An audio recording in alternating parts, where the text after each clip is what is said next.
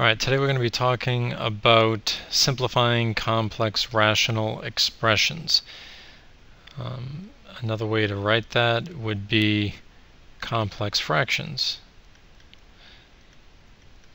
So when you hear complex fractions, it's the same thing as rational expressions that are complex. And what that means is that complex fractions have the numerators or the denominators having more than one rational expression. Some examples could be 1 plus 1 over y divided by 1 minus 1 over y. Another example could be 2 over x minus c plus 1 over c all divided by x. So those two are examples of complex fractions.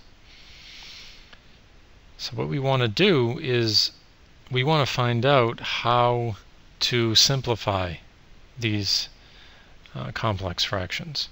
And there's a couple different methods to do it. I'll show you how to do both methods, and then you can choose which method you feel more comfortable with, or which method works the best for you. So we'll call this method A.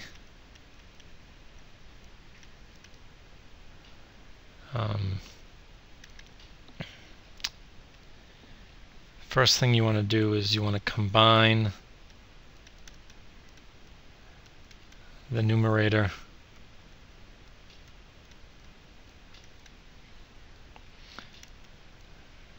into a single expression.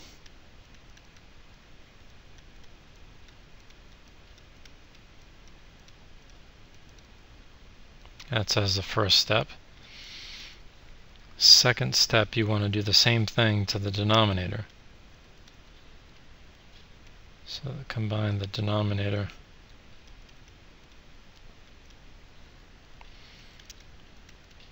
into a single expression.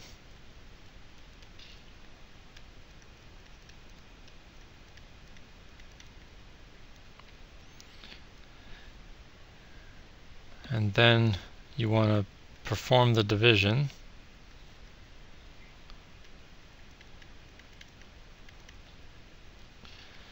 by inverting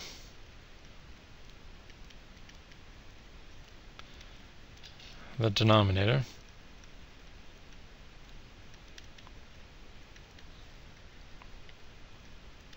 And then multiplying.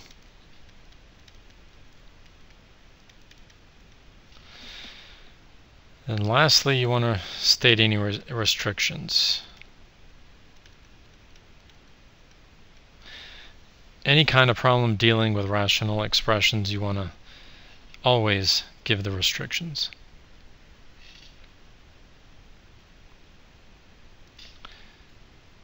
So let's do an example. Call this A.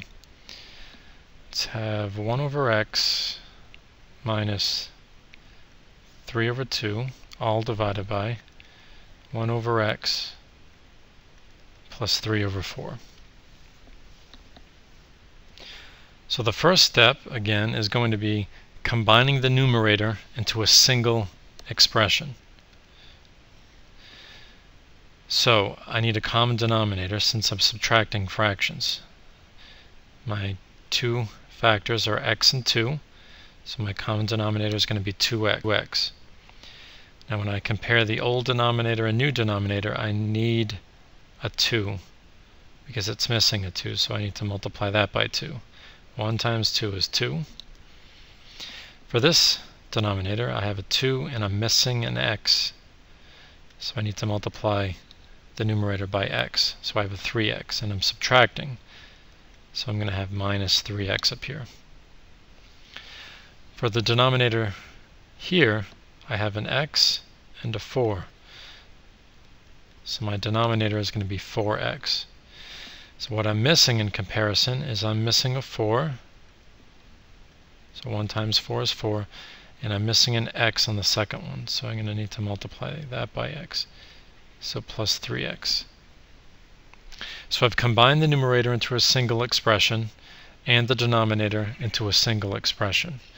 Now I want to perform the division by inverting the denominator and multiplying by the numerator up here. So I'm going to have 2 minus 3x over 2x times this inverted, which is 4x over 4 plus 3x. So now I'm multiplying and everything's factored.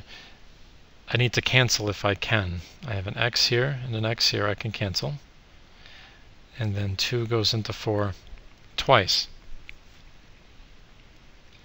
So now I multiply this by this. So I distribute.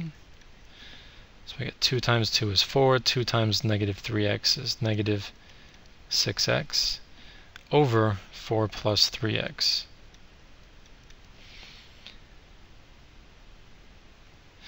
Alright, now what I want to do is I'm going to switch these. I'm going to make the 3x plus 4 because usually you want to write everything in the correct form, which is the standard form here. Now up here what I want to do is if I were to change the form here, I would have this. Negative 6x plus 4. So I want to factor out a negative 2. So I'm going to have 3x minus 2. There's nothing I can cancel here. I can't cancel these 3x's. I can't cancel the 2 and the 4. Because this, as it is right now, is its own factor, 3x plus 4.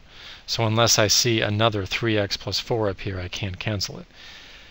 So this is as simplified as I can get. But I do also want to write down what my restrictions are. So x cannot equal, it can't equal negative 4/3. And if I keep scrolling around, it also cannot equal 0. And that's it. I check all the denominators here, and those are the only two restrictions. So that's my answer.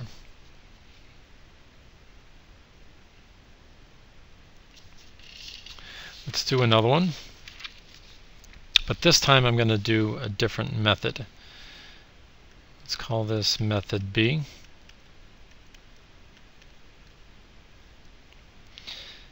So for method B, first thing that you want to do is you want to find the lowest common denominator of all the rational expressions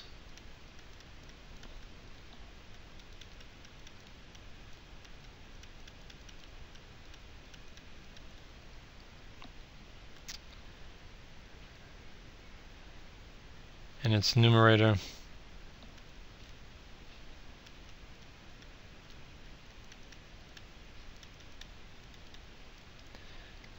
and denominator.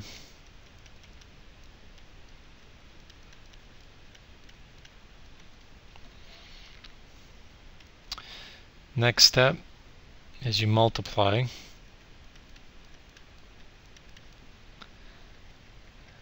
each term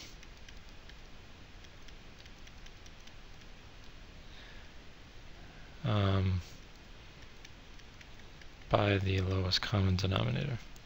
Now when I say each term, I'm talking about every term in the numerator and denominator. And then when you're done that, you'll be finished. Except for the restrictions.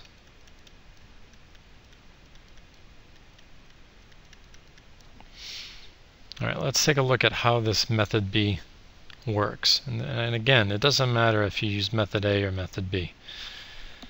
Let's do an example. We'll call this A. 1 over x plus 7 minus 1 over x, all divided by 7. Okay, so the first step in method B is to find the lowest common denominator of all the fractions everywhere. So if I see a whole number, what I'm just going to do here is I'm going to write it over 1 So all my denominators are going to be x plus 7, x, and 1.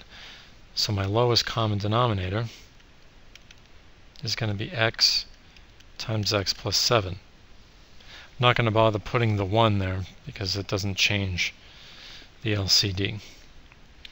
Now what I have to do is I have to multiply every term in both the numerator and denominator by this lowest common denominator. So I have to multiply all of this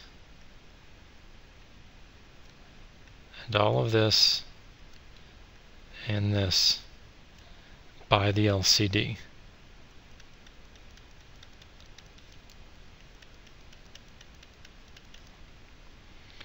So I don't have much room here. Alright, that works.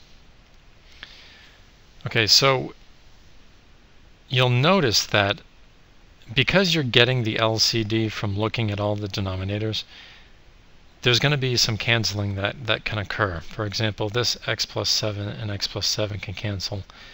This x and that x can cancel. And there's nothing over here that I can cancel.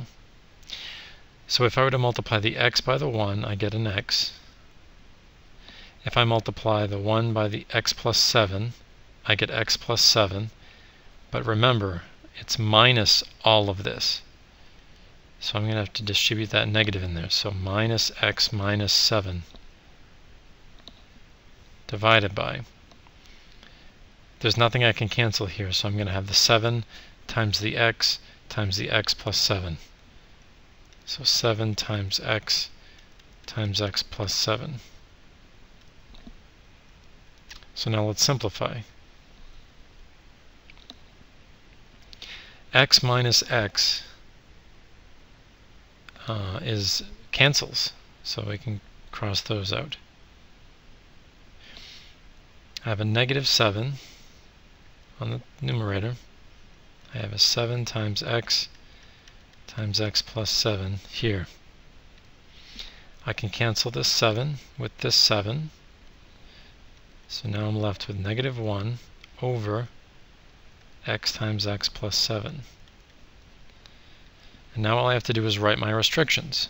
See, x can't be 0 here.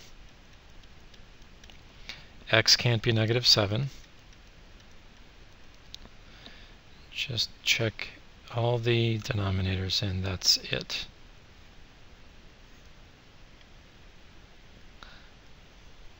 And that's it. That's your answer.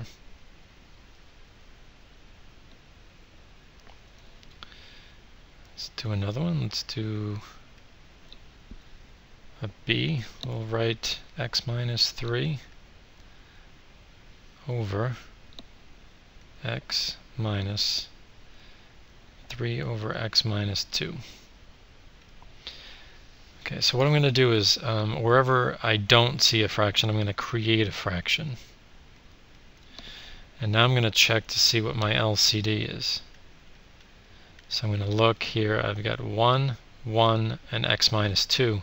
So my LCD is x minus 2. So I'm going to multiply each of these by x minus 2.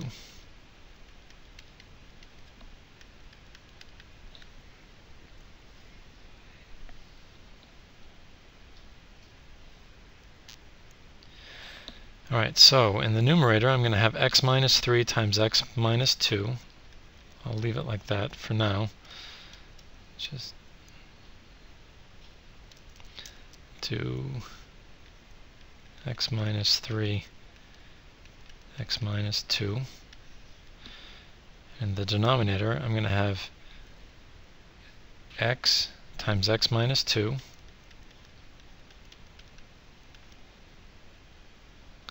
This x minus 2 and that x minus 2 cancel. So I just have minus 3.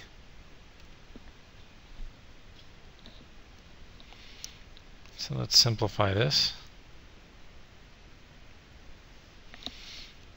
We have x minus 3 times x minus 2 over, if I distribute this in, I get x squared minus 2x minus 3.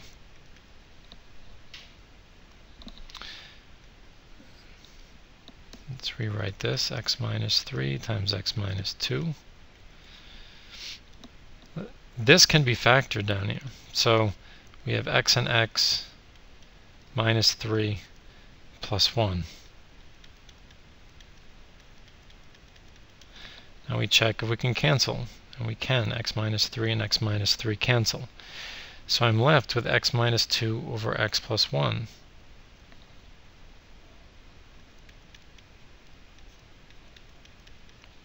And my restrictions, x can't be negative 1. X can't be negative 3. Sorry, positive 3. Negative 1, positive 3. This is okay because it's the minus 3 here.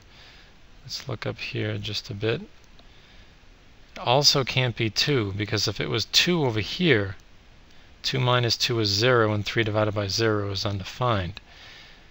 So x also can't be 2.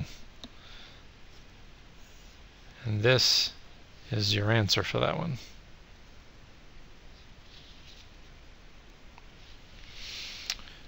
All right, let's do one more.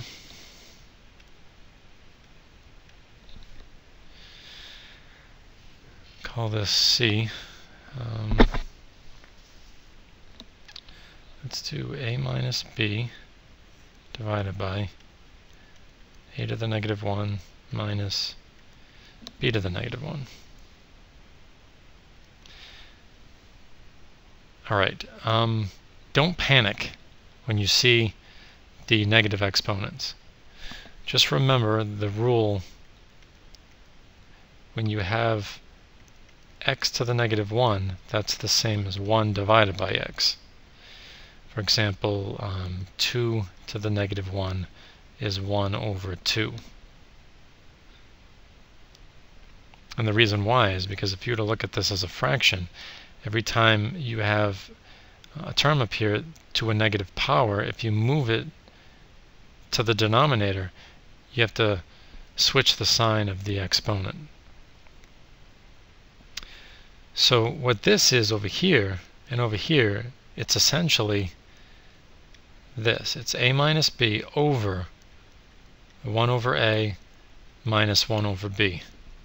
And the reason why is the same thing over here. X to the negative 1 is 1 over x, so a to the negative 1 would be 1 over a. So now this problem looks a lot like the problems that we've just been doing. So this time I'm going to use method A again. Just go back to that because we've already done 2 method B's. So for method A, I'm going to get one fraction down here by adding these two together. I'm going to leave the a minus b alone up here. Over here, my common denominator, because I have an a and a b, is going to be ab. What I'm missing from this denominator that I have here is a b, so I have to multiply that by b. 1 times b is b. I'm missing an a from this denominator in comparison to that one, so I have to multiply that by a. 1 times a is a, and again I'm subtracting. So I have this. Now what I'm going to do is I'm going to invert this and multiply by a minus b. So a minus b, and we could say a minus b over 1 if you'd want. Let's just do that. Because if it doesn't look like a fraction, you can make it look like a fraction by putting it over 1.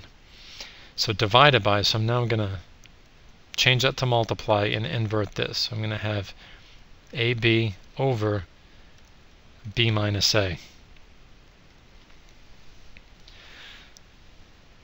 Now, a very common mistake is when students think that a minus b is the same as b minus a. And it's not true. A minus b is actually the opposite of b minus a. If you look at it just in terms of numbers, would you say that 3 minus 2, assuming that a is 3 and 2 is b, equal to b minus a, which would be 2 minus 3? No. This is 1 and this is negative 1.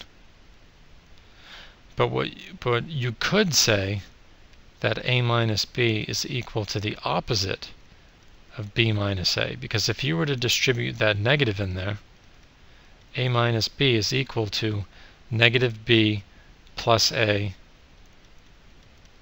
which is the same as this, but it's just flipped. You're writing that term in front of that one. So what we can do is, instead of writing b minus a, I can factor out a negative.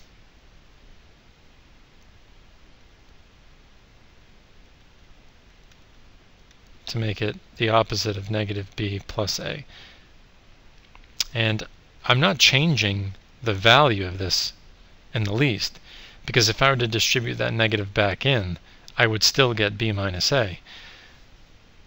But now that I've done that, I have an a minus b here and an a minus b here. I can cancel those two. So I'm left with ab in my numerator divided by, this cancels, I've got a 1 and I have a negative, negative 1.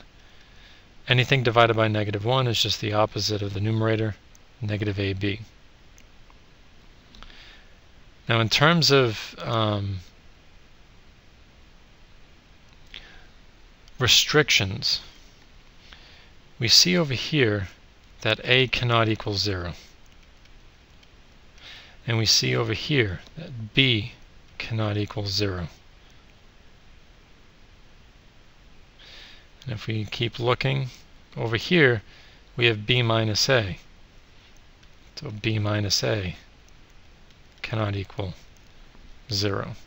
In other words, b cannot equal a. They can't be the exact same thing, because if, let's say, a was 5 and b was 5, you'd have 5 minus 5, which is 0 down here. So b minus a not equaling 0 is the same thing as saying b cannot equal a. If you add this a over, it would say b cannot equal a. So this here is the answer.